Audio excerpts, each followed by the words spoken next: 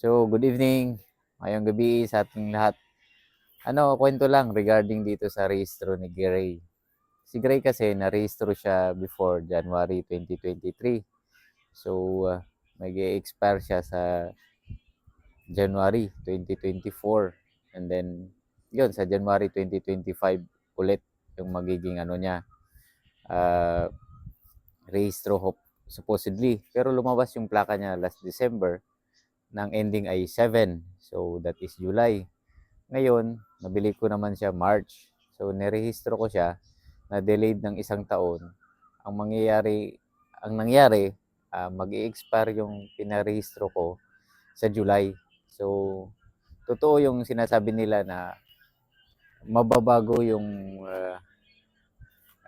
registration month ng motor mo kapag lalabas yung original na plaka.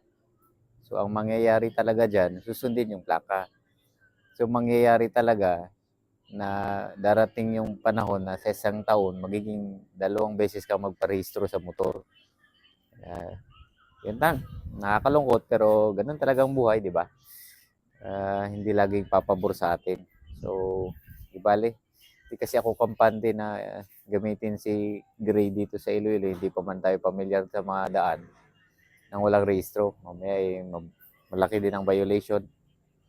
So, yun lang mga loads. Mga gabi, ride safe, ingat, God bless.